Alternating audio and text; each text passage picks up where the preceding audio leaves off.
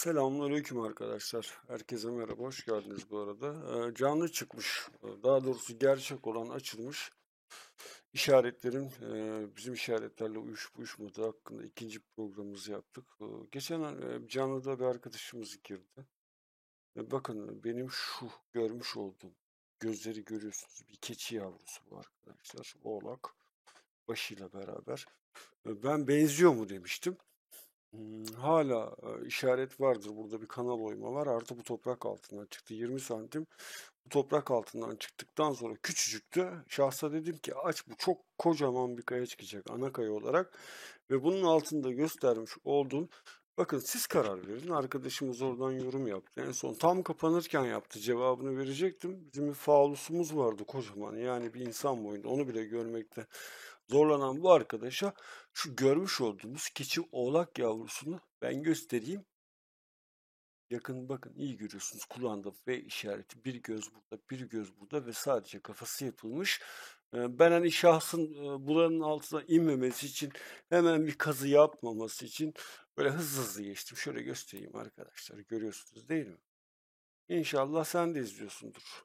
Stepnaz mıydın, neydin? Hatırlamıyorum ikini senin. Hani bir kazı yapmasın diye özellikle göstermedim. Önemli bir işaretçidir bu.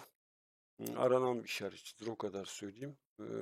Ama tabii, kardeşim sen bunu bana güzel bir temizliyorsun. Bu kanalın olduğu yer toprak altında. Ana kaya tarzında Horasan bu. Kayayla hiçbir ilgisi yok bunun. Yapılmış burada da keçi oğlak yavrusu yapılmış. Bakın bir kulağı burada, kafa düz. Buradan bir kulağı daha aşağı sarkmış. Bir gözü burada, bir gözü burada. Burnu da burada. Bunu biraz daha yaklaştıramıyorum. Yaklaştırabilsem daha farklı bir olgu çıkacak. Görüyorsunuz. Oynatmayayım, görün. Ben keçi yavrusu mu dedim. İşte buyurun, kuzumuz ya da oğlağımız, neyse. Şimdi devam edelim arkadaşlar. Boş işlerle uğraşmayalım. Konuşuyoruz ama niye konuşuyoruz, değil mi? Bunu söyledik. Pagan laiklerine ait mezar olabilir. Bunu da anlattık. Burada aslanımızı gösterdik geçen gün. Aynı şekilde yine göstereyim.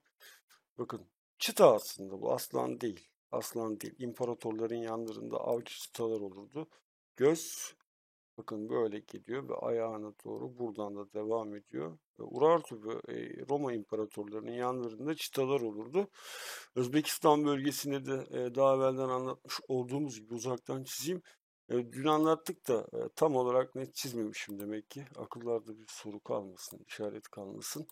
Roma döneminde Özbekistan bölgesinde insanlar yanlarında arkadaşlar ne taşırlardı? Bakın şuradan gözünü yapmış. Şey taşırlardı. Şahin taşırlardı. Roma İmparatorluğu döneminde de bakın bir göz burada var, bir gözü de burada var. Şurada gırtlağına kadar çıta yanlarında bulundururlardı. Zenginlik ibaresiydi. Tarih okuyan arkadaşlar bunları bilir de tarihten bir haber olan arkadaşlar bunları bilmez. Biz burada Urartu ve Roma dönemine ait mezarlarla karşılaşabiliyoruz.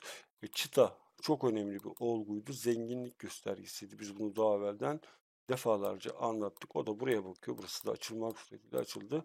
Krematorium dediğimiz, yani kremasyon yoluyla mezar.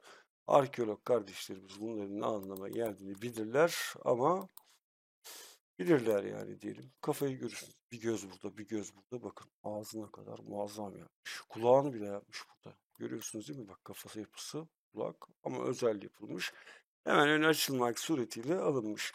Dün biraz hızlı anlatmak zorunda kaldım. Evet, şimdi gelelim bu işaret sistemlerimize. Arkadaşlar daha evvelden anlattım. Benim bir kesme taş ibarem vardı, hatırladınız mı? Hep beraber görelim. Bakın, açılmış örneklerle bizim işaretleri karşılayacağız ama yoksa bile yeni işaret sistemlerini tanıtacağız. Arkadaşlar şuradan yapılmış olan, şurayı böyle düşünün. Şuralar kayalarla kapatıldığını düşün. Bunun görünmesin diye buralara taşlar konmuştur. Buyurun. Bakın, anahtar işaretimizi gördünüz mü? Bakın, buraya kadar gelmiş anahtar işareti var. Bunu ben 1 milyon trilyon kere söyledim. Hani bu Fruko gazoz reklamına döndü iş, çocukluğumuzdan bilir, eskiler bilir. Gördüğünüz gibi anahtar işareti yapmış ve bitirmiş. Anahtar işaretinin altından da bakın gizlice aşağı bir kanal vermiş. Burada da kapak varmış. Kırılmak suretiyle içine girilmiş. Var yani, işaretçi sistemimiz de burada gösteriyor. Burada da söylemiş olduğumuz su kanalı vardır. Buradan su gelir, alta doğru tahliye eder ve alt tarafa doğru gider arkadaşlar. Aynı şekilde anahtarı burada büyük de yapmış bir tane yuvarlama suretiyle alta doğru da kanalını vermiş ve kanal istikametini takip ettiğimizde kapısını bulabiliyormuşuz. Bazen gördüğünüz gibi ana kaya üzerinde hani girişler olmaz diyen arkadaşlar vardı. Buyurun kardeşim var işte yapmış adam hazır yapılmışı var burada. Yapmış mı yapmış. Göstermiş mi göstermiş. Burada da hani kare su yolu gibi yapılan bu timsah işareti vardı bizim. Neredeydi? Deredeydi. Hatırladınız mı? Aynısını burada yapmış. Kare olarak biraz sonra yine göstereceğim bunu. Balık işaretinde bakın şuradan bir kesme yapar.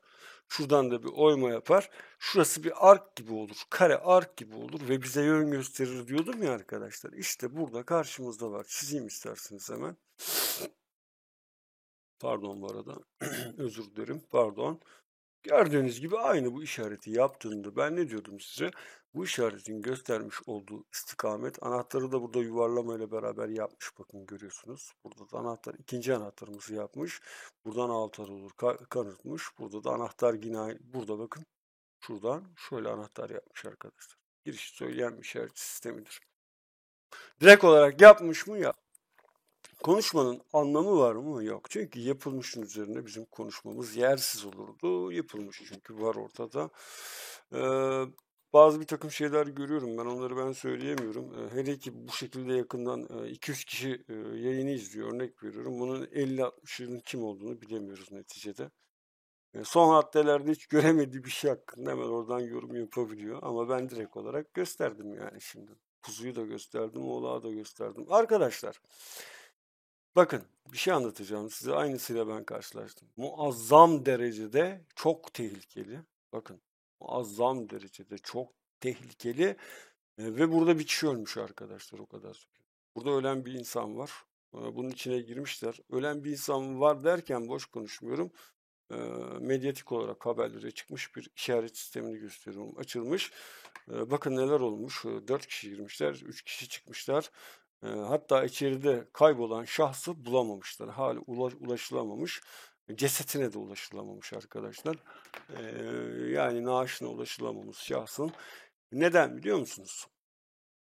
Bakın renkler konusunda bizim bir kardeşimiz bize bir şey sordu. Dedi ki abi dedi renkler nasıl olur? İşte önemi nedir? Pembe ne anlama gelir? Arkadaşlar renkler nedir biliyor musunuz?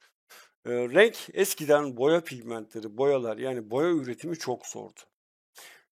Ergüvan renkleri ve mor renkleri Roma döneminde, imparatorluk döneminde halkın kullanmış olduğu, orta derecede halkın kullanmış olduğu yani durumu iyi olan halkın kullanmış olduğu mor renkler vardı. Zayıf olan, durumu kötü olanlar kesinlikle böyle kaba saba renkler kullanıyordu, abalar kullanıyorlardı, iyi malzemeler kullanamıyorlardı.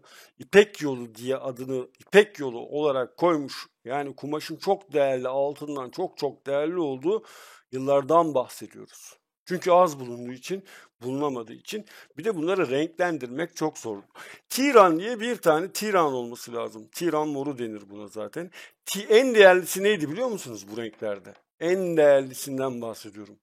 Bakın burada bir renk var, cümbüş var, burada da bir hayvan figür var. Bunu şimdi bu işarete geleceğim. Bu işaretin ne kadar değerli olduğunu, çok değerli olduğunu anlatacağım ama renkleri bir anlatayım size. O dönemlerde bugünkü çağdaki bir renkler bulunamadığı için bir hikayesini anlatayım. Kral bir gün köpeğiyle beraber gezintiye çıkar. Çok eski dönemlerden bahsediyorum. Tabii Tiran diye de bir kadın vardır, kraliçe vardır ya da prenses vardır. Çok seviyordur ve aşıktır, evlenmek ister. Köpeği sahil kenarında gezerken yumuşakçalar dediğimiz, adına murex dediğimiz arkadaşlar salyangoz tarzında yumuşakçalar vardır. Hayvan döndüğünde bakar ki hayvanın ağzı çok tatlı bir mor olmuştur. Yani nasıl Yunanca'da Yunanların söylemiş olduğu Phoenix moru diye adlandırdığımız bir mor oluşmuştur. Bir de maviye çalan mor vardır, ondan değersizdir ama çok pahalıdır. Gümüşlü altın olarak nitelendirilir. Kral bu renge bayılır, hoşuna gider, farklı bir renktir. Tabii bu rengi gören Tiran, yani o kraliçe, ismini telaffuz edemiyorumdur belki, kralın ismini de unuttum. Kadın der ki ona, benimle evlenmek istiyorsan bana bu renkte bir elbise yaptıracaksın. Tabii kral düşünür, köpeğe de bir takip eder köpeğini. Köpeğe gitmiş yerden kabuklu o yumuşakçılardan yemiş ve o kabuğunun içerisindeki o yumuşak salyangoz gibi düşünün, ona benzeyen bir hayvandır Murex. Onun mukoza yani mukoza tabakasında salgılamış olduğu bir tane yumuşakçanın salgılamış olduğu bir renktir bu. Hayvanın ağzı da mor olmuştur. Bazen Roma dönemindeki kadınlar o ruj olarak da kullanırlardı bu salyangozu ağızlarına sürmek yoluyla. Güzel tatlı bir mor yapardı çünkü pembe ile kırmızı arası bir şey. Yunanlar da bu rengi anlamış ve üretmiş olan bir halk vardır. O halkla alakalı da size bilgiler verdik zaten arkadaşlar. Frikler olması lazım. Friklerdi galiba, evet. Frikler de ne yapmışlar? Bu salyangozları toplamışlar. Bizim kral da ne yapmış? Kral da bu rengi oluşturmuş. Sonra da o kadına yani Tiran moru da denir bu mora. O kadına bir tane elbise yapmıştır. Yaptıktan sonra kraliçe de yani prenses de bu şahısla evlenmiştir. Bu kralla evlenmiştir. Diğer bir adı bu murex dediğimiz hayvandan çıkarılmış olan bu boyanın adı da Tiran moru olarak girmiştir lügata. Yalnız şöyle bir gerçek vardır. Bu rengi yani bir elbiseyi boyayabilecek bu renkten oluşabilmesi için arkadaşlar milyonlarca ya da yüz binlerce bu salyangoz yani bu murex dediğimiz hayvanın dan toplanması gerekir. Ve toplandıktan sonra bu hayvandan düşünün yani yüz binlerce toplanması gerekir ve toplandıktan sonra anca bir elbiseyi boyayacak kadar boya çıkarabilirler. İşte bu gibi renkler ve boyalar arkadaşlar o dönemlerde mezar şaftlarında, mezar odalarına girdiğimizde ya da işaretçi sistemlerinde karşılaştığımızda o mezarın ya da oraya saklanmış olan definenin döneminin ne kadar değerli olduğunu bize anlatan olgulardan, ayrı işaretçilerden bir tanesidir. Bana dün soruldu, ben bugün anlatmak istedim. Kısa bir geçeyim dedim, uzun bir hikaye. Karşımızda da bir tane örnek var. Renklendirilmeyle yapılmış bir işaret sistemi var. Tuzaklı ve ölüm kokan bir işaret sistemidir ki içinde bir kişi gerçek anlamda araştırın internette. Ki bırakın cesetine ulaşılamamış adamın. Daha sonra ulaşılmış mı bilmiyorum ama aramalar sonuçsuz kalmış ve kişi ölmüş. Şimdi işaret sistemine geçelim. Ben Tiran moru kimdi ya? Frikler miydi? Frikler olması lazım. Evet. Aklıma gelirse söylerim. Friklerin çıkarmış olduğu ve ticari olarak da dünyaya yaymış oldukları ve satmış oldukları bugünkü İsrail'i durumuna düşürmüş ve getirmiş olan bir renkten bahsediyoruz. Düşünün. Dünya ekonomisini ellerinde tutmuşlar. Küçücük bir ülke Persler peşine düşmüş, Yunanlar peşine düşmüş gibisinden konuşalım, devam edelim. Şimdi arkadaşlar renklerin kısa bir çok önemli olduğuyla alakalı size bilgi vermeye çalıştık. Ama şurada bir tane işaretçimiz var ve burada bir tane de ölmüş definecimiz var. Burada neler var onları göstereyim. Arkadaşlar gördüğünüz gibi burada bir tane ayağımız var. Bir. Gördük mü? Gördük. Ayak bu.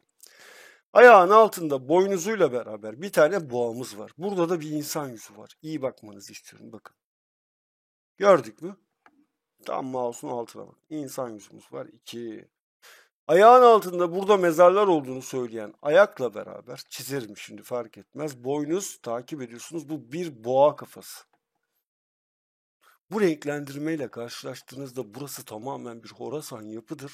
İçerisi çok tehlikelidir ama çok büyük bir servetin veya aile mezarının çok büyük bir krala ait bir mezar odasıyla karşılaşacağımızı söyleyen bir işaretçi sistemidir. Bu şahıslar darphane işiyle de yani altın para basımıyla alakalı iş de yapıyor olabilir ya da o medeniyet sahibi çok kudretli bir kralın olduğunu söyleyen bir işaret sistemidir. Neden mi?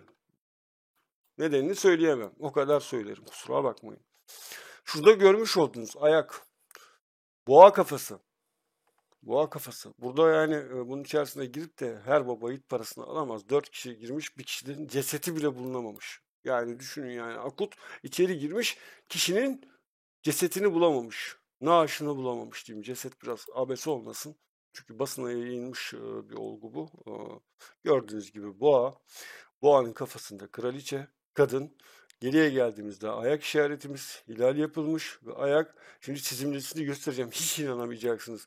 Burada yukarıya kulağı görüyorsunuz, mor olarak yapılmış. Murex yani bizim biraz evvel anlatmış olduğum renk tonlarına yakın bir renktir. Burada yeşil olarak yapılmış bir hayvanı görüyorsunuz. Burada tılsım ya da tuzağı olduğunu söyleyen, burada yukarıya ulur tarzda olan, ulur gibi görünen siyaha bakın arkadaşlar. Gözüne bakın, gözüne bakın. Bir koç kafası ya da köpek kafası gibi bir yaratık var. Şimdi bunun bir çizimini yapayım ben ya, böyle olmaz. Göstereyim. Ayağımız burada. Kuş, kuş, yavrusunu yediren kuş arkadaşlar. Ağzını açmış. Hayvanın rastgele çizdim ben bu. Takip ettim çizimleri. Bu çıktı ortaya. Kroki çıktı. Hayvanı görmüş olduğunuz gibi oturmuş. Yavrusunu yediren bir kuş. Burada sol tarafa ayrı bakan bir kuş. Damlacık işaretimiz, U işaretimiz, boğamız ve ayağımız. Gördüğünüz üzere ayak işaretini de yapmış. Burada göstermiş olduğum, bunu çizmedim. Gözüyle, ağzı yok ama gözü var ve kulağı var arkadaşlar. Görüyorsunuz. Bizi takibi mor olarak yapılmış. Renklerin hepsi ayrı hayvanları işaret eden ve tuzağı da söyleyen, içeride nelerle karşılaşacağımızı söyleyen muazzam derecede güzel bir işçilik yapılmış. Çok tehlikeli ve tuzaklı bir yer. Burası inceden kırılmış ve buradan da aynı şekilde girilmiş ama arkadaşı akut bile kurtaramamış yani dalış ekipmanlarıyla falan da girilmiş. Cesetine de naaşına da ulaşılamamış. Burada da arkadaşlar tuzağı gösteren ve simgeleyen bir hayvanımız var ve yeşil olarak yapılmış. Hamza abimizin göndermiş olduğu bir resim vardı. Ayı vardı, işaretçisi vardı. O gün söylememiştim ama balık sırtı bir kayayla karşılaşmışlardı. Devam edemediler. Şurada da bunu göstereceğim. Burada da gri olarak bizim Tarsus kazısında göstermiş olduğumuz kral kafası ve gözleriyle var ve tacı görünüyor. Şimdi göstereceğim. Görüyorsunuz. Şimdi bir de çıplak olarak göstereyim bunu. Before after yapalım. Gördün. Başka işaret sistemleri de var. Onları ben pek giremeyeceğim arkadaşlar. Gösteremeyeceğim. Bu kadar göstereceğim. Ama şuradaki olguya bakıyorsunuz. 1. Burada bir tane yüz sima var. 2. Burada bir tane daha griliği takip ettiğinizde bir yüz var arkadaşlar. Bir yüz var, bir başında tacı var. Emin olun. Bunu biraz daha geri, ben şok yaşıyorum. Yani şoka giriyorum bazen. Çok farklı şeylerle karşılaşıyoruz. Şuradaki insan yüzünü görmemek elde değil tacıyla beraber. Ama tehlikeli bir olgu. Ölümle meydana gelmiş ve yaşanmış. Allah rahmet etsin diyelim. Ne diyelim? Muazzam bir şey. Zaten renklendirmeyi görüyorsunuz. Böyle olguları gördüğünüzde arkadaşlar biraz uzak durun. Yani bunlar kolay alınmaz. İçeride de sizi neyin beklediğini bilemezsiniz.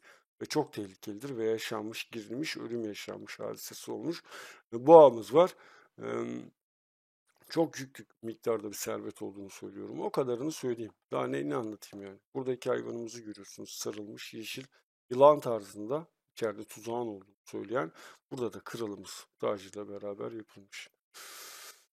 Evet, bunu anlattık mı size biz? Hayır anlatmadık. Yine bizim işaret sistemlerimizden bir tanesi. Bakın, burada bir tane üçgenimiz var mı? Var. Bunu nasıl kendini gösterecek? Ben bunun çizimlisini yaptım mı? Hayır yapmamışım, hemen yapalım. Arkadaşlar, burayı yok sayın. Burayı tamamen yok sayıyoruz. Başlıyoruz şimdi. Bugüne kadar bizim anlatımlarımızdan bakalım. Biz destekleyen olgularla karşılaşacak mıyız? Ayağın arka tarafından devam ediyorum. Bakın çatlağı takip ettiğimde ayak parmağına kadar çatlakla beraber bakın. Bu tarafa gelmiş bu ayak. Yani koşulsuz, kesinsiz. Hatta bizim step nazımız bile buna ayak diyecektir eminim ben. O bile yani hani biz yorumlamış ya. O bile buna ayak diyecektir. Bunda kuşkumuz yok. Aşağı doğru bir çatlağımız var ve murç izimiz var. Altında da var. O da bizi aşağı doğru yönlendiriyor. Birinci murç, ikinci murç alta doğru in diyen bir işaret sistemi değil mi? Evet. Ayağın yanından, burada da y'yi görüyoruz. Ayağın yanından alta doğru çatlak olarak işaret göndermiş mi bizi göndermiş. Murç var mı var. Arkasında var mı var. Devam edelim bu tarafa doğru. Aşağıda zaten açılmış örneği var. Burada da şöyle uzaklaştırarak şöyle bakalım mı arkadaşlar? Bakın şurada bizim her zaman asil iç açılarını hesapladığımızda burada bir tane üçgenimiz çıktı mı? Çıktı. Çıkmakla beraber şuradaki kanal istikameti inceyken buradaki kanal istikametini geniş yaparak tam bu üçgenin olduğu yerden bizi kalından inceye doğru attı mı? Bu kanal istikametleri bizim için çok önemli ama çok önemli demiş miydik arkadaşlar? Demiştik. Haricen biz ayağı çizmeye kalkalım şuradan. Çizdik. Çok güzel yapılmış ayak bu arada. Yaptık. Bakın burasında da ayağın üst tarafında üstten çizmeye kalktığımızda bir V yapıyor. V de aşağı doğru yön veriyor zaten arkadaşlar. Ayak her zaman bize bir şekilde yön verirdi. İkinci istikamette çok iyi bakmanızı istiyorum. Burada Tarsus kasasında da gösterdiğim, birçok kez de gösterdiğim ters iki işaretimiz de burada yapılmış mı? Yapılmış. Demek ki arkadaşlar alta yön vermiş. Yön verdikten sonra yaslama üçgenimiz de burada haricen yapılmış. Bu tarafa doğru inildiği zaman, içeriye de gidildiği zaman buranın bir tane mezar odası olduğunu söyleyen onlarca işaretçiyle beraber burada da L sistemi yapılmış. Yani mezar olduğunu söyleyen bir sistem yapılmış. Bizi doğrulayan bugüne kadar anlatmış olduğumuz işaretçi sistemlerin hepsi açılmış bir örnekte karşımızda var. Yani açılmış bir örnekte karşımızda var. Yaklaştıralım arkadaşlar. Bakın L sistemi buradan yapılmış mı? Yapılmış.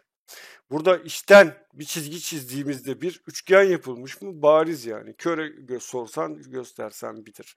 Burada aynı şekilde kalından inceye aşağı doğru bir işaret yapılmış mı? Burası inceyken burası farklılık arz etmiş ve üçgen olduğu yerden aşağı yani bitiminden yön vermiş mi? Vermiş arkadaşlar.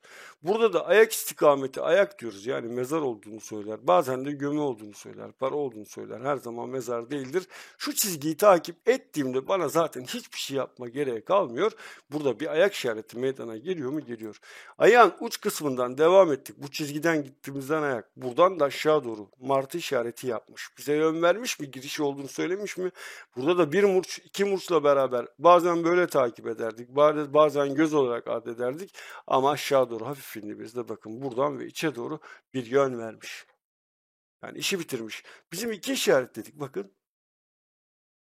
Bakın görüyorsunuz. İki işaretini de burada yapmış mı? Giriş olduğunu söyleyen işaretimiz de burada mevcut mu? Mevcut. Z işareti söylediğim zaman hep devamlı söylüyorum. Orada ya da ne işareti, Z işareti benzerlik gösterir açısına göre orada girişin olduğunu ben yüzlerce kez söylemiş miydim? Hristiyanlıkta ayrı bir önemi olduğunu da anlatmış mıydık arkadaşlar? Ya zaten buradaki küçük yüzleri onları anlatmaya kalksam bana ilk fırsatta adresimi karşı çıkan arkadaşlar Huni ile direksiyon yollarlar. Yani onları anlatmıyorum bile. Onların görebileceklerini gösteriyorum. Faulus diyoruz, görmemiş adam kalkmış. Yani neyse. Devam edelim arkadaşlar. Devam edelim.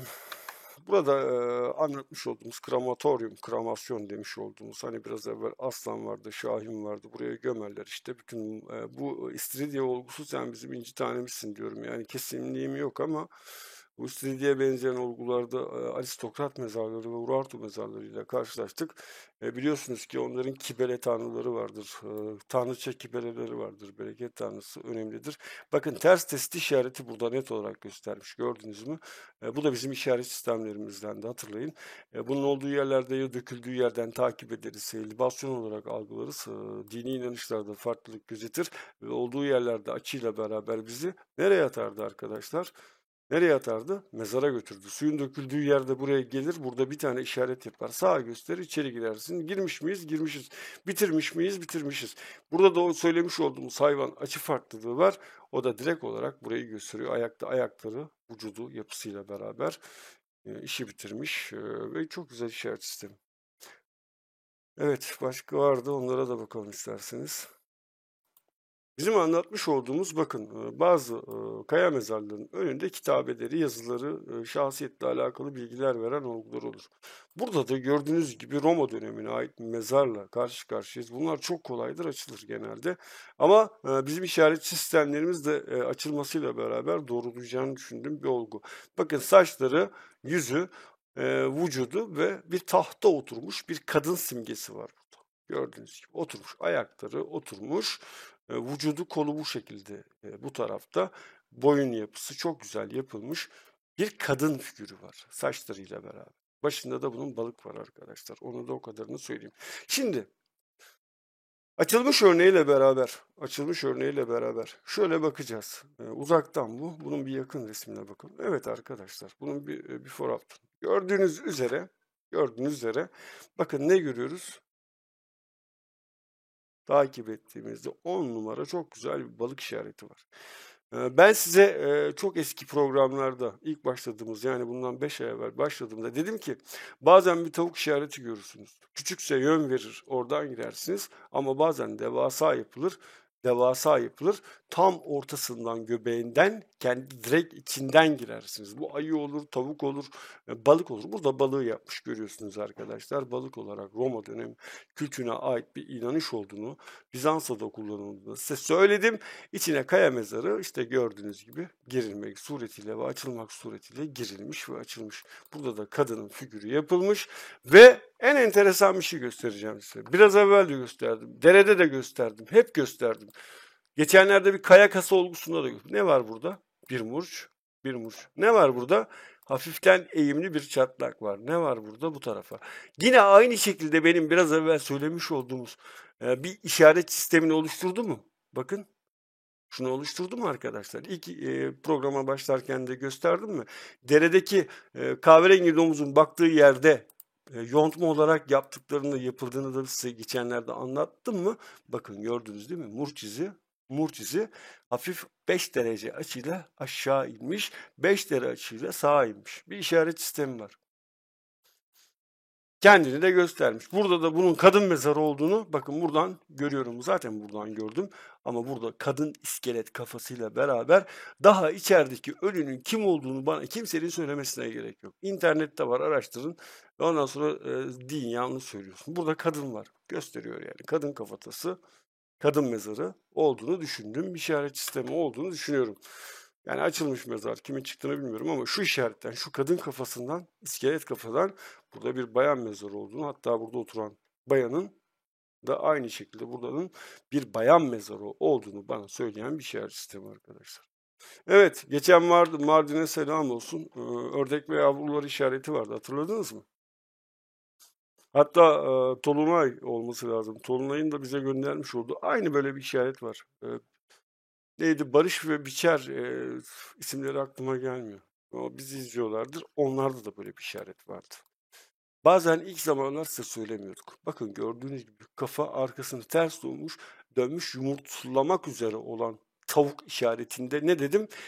Tam üstüne geldi. Tonlayla geçen konuştuk. Tam olduğu yerin yanlarında giriş vardır.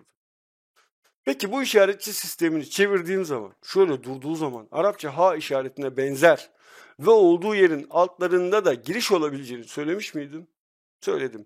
Bizi kanıtlayan bir işaret sistemi mi? Evet. Hatta bunun burasında ördek ve yavrular işareti vardı. Kara bir taştı. Ya bunun altından ya da arkasından hemen olduğu yerde bunun altına doğru inilmesi gerektiğini biz hatırlatmış ve söylemiştik. Burada da bakın toprak açıldıktan sonra burada Y işareti ve H işaretiyle beraber devam etmiş. Bakın aşağı doğru aşağı inildiğinde de tünel sistemi, yani bunun tam altında bizim söylediğimiz bir tünel sistemi çıktı. Bu hayvanın aslında af buyurun yani yumurtanın çıktığı yer mi diyeyim artık? Ona mı benziyor diyeyim? Geçen ördek yavrularında da aynı bu şekilde yapılmış, bu hayvan da burada. Onu mu yansıtıyor diyeyim arkadaşlar? Yani gerisini siz düşünün. Bu işaret sistemi benim karşıma 5 yerde çıktı. Tam yumurtlamak üzere olan tavuk işaretiydi. Ve söyledim, dedim ki bu anlama gelir. Ördek ve yavruları da Mardin'den gönderilmişti. Arapça ha işareti gibi yere doğru bakan bu işaret sisteminin altında giriş olduğunu daha evvelden de defalarca karşılaştığımı söylemiştim. Ve yine karşılaştık ve yine karşımızda arkadaşlar, görüyorsunuz. Sırtını dönmüş, kanatlarını açmış. Kuş motifi Tolunay'ın göndermiş olduğu olması lazım. Taşkın ya da Tolunay'ın.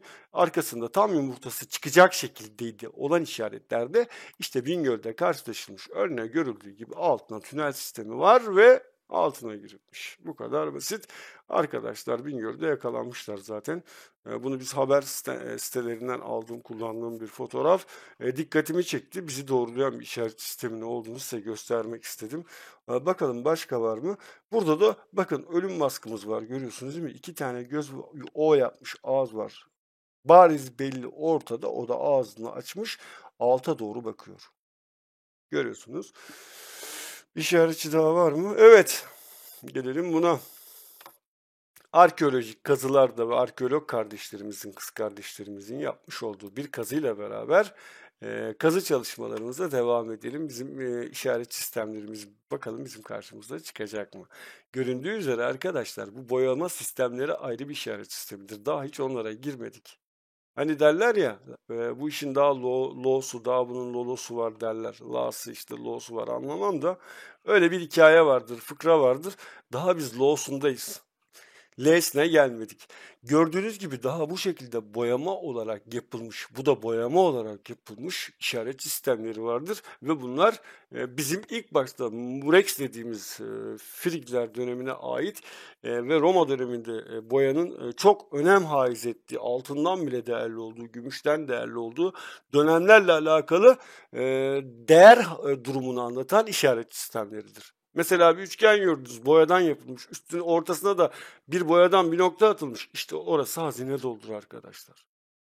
Benim karşılaşmış olduğum çok enteresan işaretler var. Boyayla yapılmış olan işaretler kök boyasıyla işte ne bileyim pembeydi, kırmızıydı gibisinden önemi hususunda çok önemli bilgiler verir. Bakın burada yine aynı şekilde bizim üçgen işaretimiz var. Burası toprağın neresi?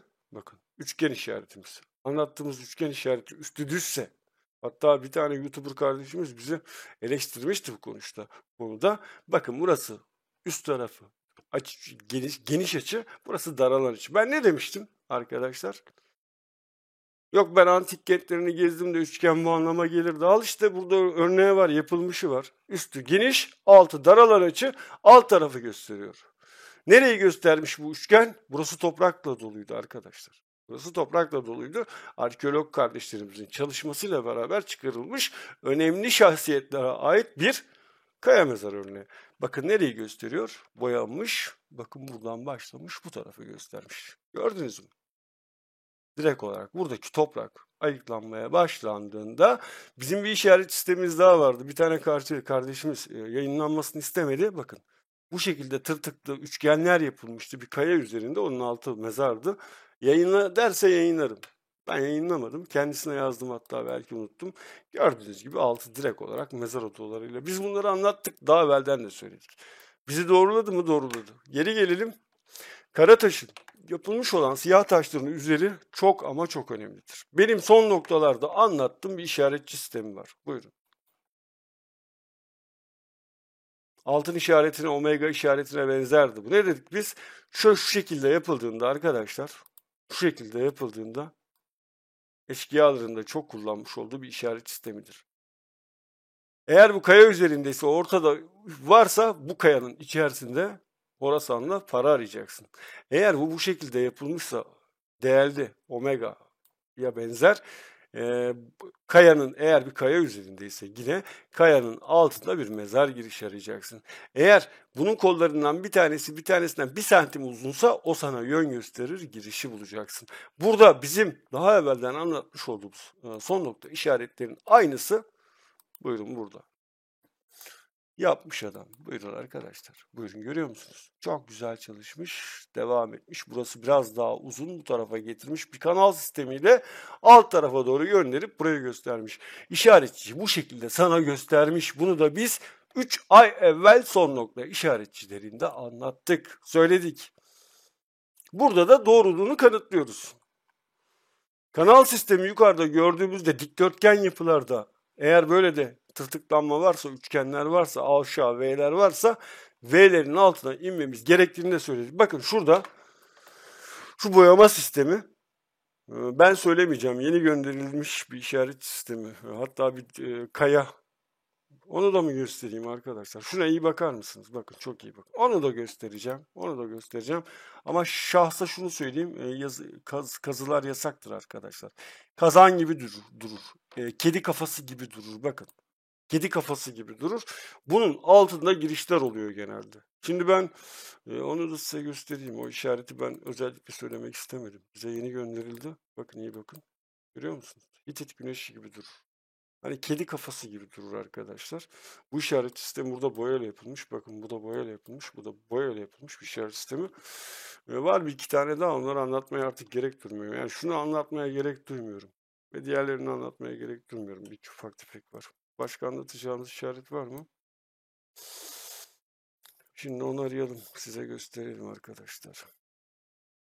Geçen karşımıza çıktı, biz anlatmak istemedik onu. Belki de bulamayabiliriz.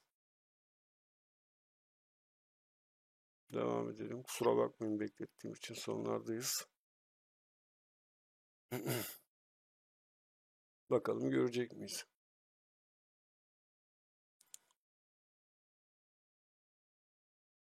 Yani arkadaşlar, ilk günden beri bizim size anlatmış olduğumuz işaretçi sistemleri bazılarını da anlatmak istemiyoruz. Göremedim, bulamadım daha doğrusu. Ama az çok anladınız. Kedi kafasına, Hitit güneşine benzeyen bir işaretçi sistemidir. Onun olduğu yerler altı kenarı, sağa solu giriştir. Geçen karşılaştık. Ben üstüne basıp geçtim, yani göstermek istemiyorum. Hemen kazmaya başlıyor arkadaşlar. Neyse, tam olsun. Göstermeyelim o zaman.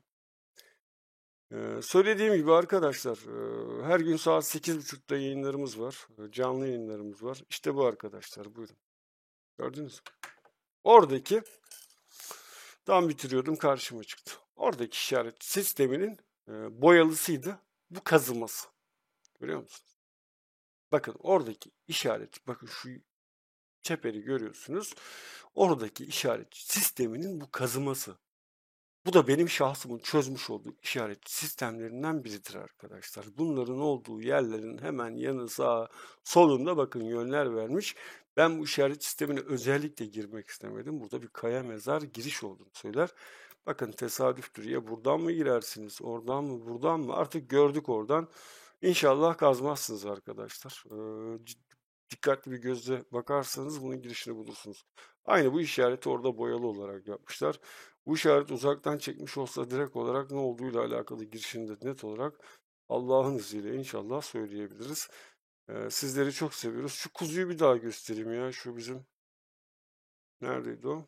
Burada bak. Oğlağı bir daha göstereyim. Oğlağımızı da kapayalım da.